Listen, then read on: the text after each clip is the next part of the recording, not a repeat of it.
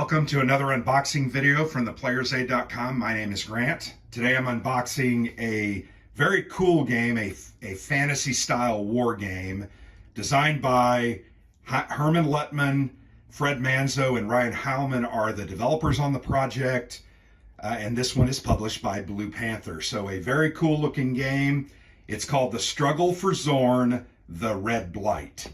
So it is set in a fantasy land or realm where you as the players are the heroes trying to fight off the forces of the Blight and survive. You're going to gain victory points from going into caves and finding gold, defeating armies, protecting areas, etc. Kind of a semi-cooperative game where you'll all lose together, but then individually one person will win. This is a really highly produced game. Here's a look at the box back.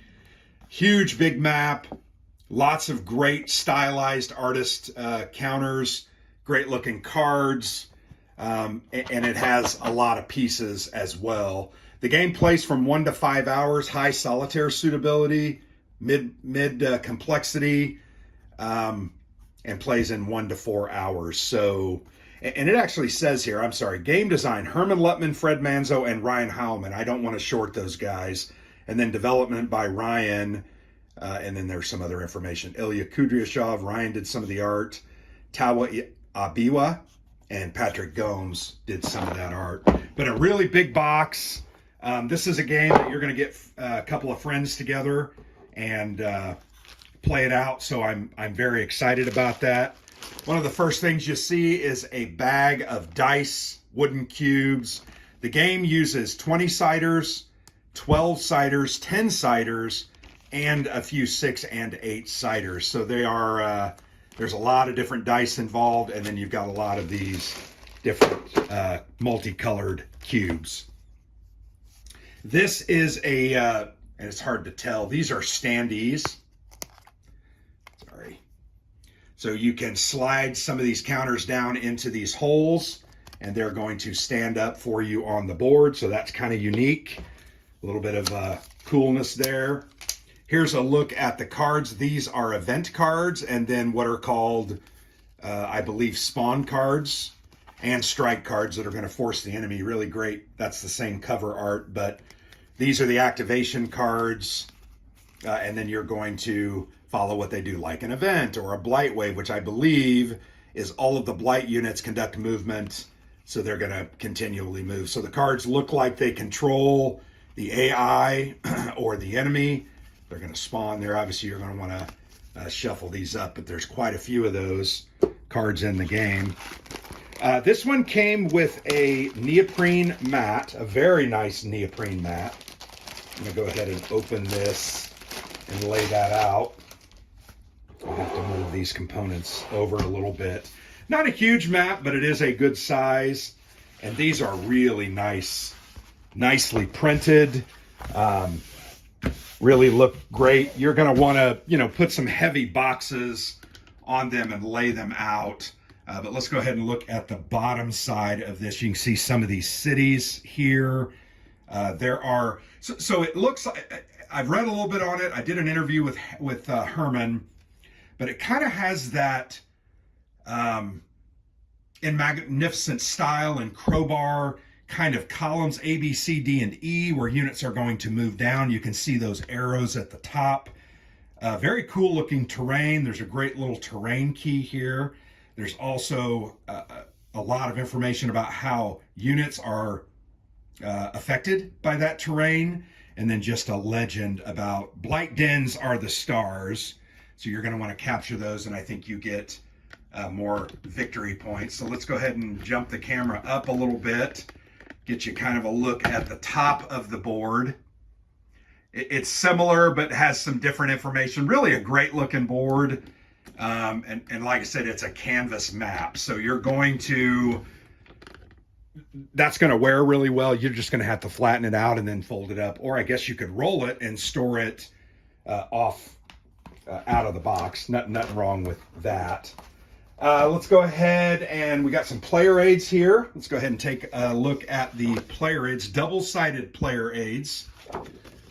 We've got an event table, We've got a sequence of play, player aid here, double-sided, and then we've got, this is a kind of a track, magic level at the top, gold, food, supplies, and then glory points, which is the victory points. So really nice.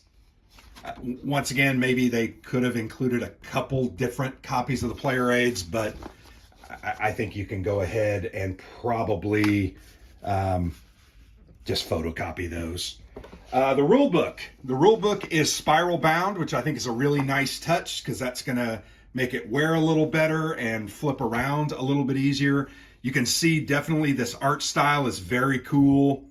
Reminds me actually a lot of the 1970s style art from a lot of fantasy games.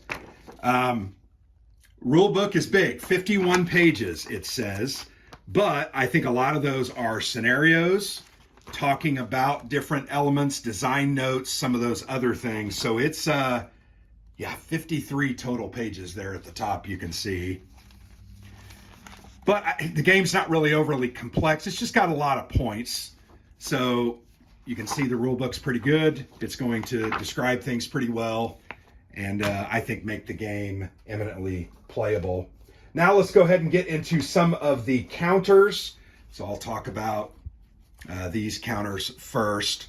So these are like player boards. There are several of those. You're going to pop those out, and they just have information about different houses, what they can and can't do. And then you can see they have a nice geometric touch where they kind of fit together. And I'm trying to remember if you can actually mix and match a little bit. But here are those standees. Remember I showed you those little black. Let's go ahead and pop out. Let's go ahead and pop out Tor, this crazy looking enemy guy. I'm going to pop that counter out that I showed, and then let's try to, well, I don't want to destroy the counters. I'm going to have, there we go. Kind of got that little piece out. A lot of times when these things fit into these kind of standees, they damage them a little bit, but there you go. That's what those standees are. Pretty cool, I think. But you've got a lot of different leaders, special characters. Each of them have unique abilities and make the game kind of more replayable. Here's some of the units. These are the Fetid Knights. I know these are their best, the Red Blight's best units. Then you've got these Vagnar Corps, Death Riders, Argonian Berserkers, and then here is a hero. Really nice counters. They're very, very thick. I will not clip these. They're going to stand up on their own fairly well. But yeah, here's some more of those player boards. Got them upside down. So you can see that's a big part of the game. Just these very cool. And once again, they have that geometric element where they kind of fit together, which I think is kind of unique and interesting. We'll see how that ends up playing out. But then you've got 2 sheets of, so you have basically 2.5 sheets of counters plus the player boards. So let's go ahead and look at these counters. Really enjoy the art style. Different units. You've got pikers, rock throwers, archers, harassers, boom stickers. They've obviously got gunpowder, sword strikers, boom stickers again, just archers, lots of different types, rock thrower, big rock throwers, levy. Those look like they're civilians. They only roll D6s, as you can see. And then here's some of the enemy forces, the Tortozas, ambushers, minion hordes, terror beasts. Really nice looking detail on those. I just like the 1970s style of art. Very, very well done. These are 2-sided, double-sided, really, really colorful. I like that they have that kind of color. I think they're going to stand out. And then these are markers. Casualties, wounds, terrorized. I'm assuming that's going to go on villages. You've got fortification entrenchments to protect. These are the activation chits. Relics are what you're going to find. Valuables are what you're going to find. And I think those are probably randomized, if I remember correctly. And then hostages that are taken. Double-sided tokens, house activation on this other side. Treasure, which, yeah. So these are going to kind of be randomly placed. You can see it's a treasure tile. When you get it, you're going to flip it over. It's going to give you 4 gold. So those are going to be randomized, which is cool. But yeah, really nice looking counters, great production on those. Really nice looking game. I've been impressed by Blue Panther and their versatility. As you may know, maybe you don't know, they actually do a lot of the printing for some of the smaller publishers, Catastrophe Games, Hollandspiel, White Dog Games, and others. And it's kind of a print-on-demand model, and they do a really great job, I think, of doing that. So there you have it, the Red Blight. There's a lot in that box, man. Definitely a lot of components, a lot of cardboard, nice canvas board. This is going to be a fun one. I know that we have talked to Herman Lettman about trying to play this when we are at Buckeye Game Fest. Definitely would love to play it with the designer. I think that'll be a cool element. So there you have it. The Struggle for Zorn, the Red Blight from Blue Panther Games.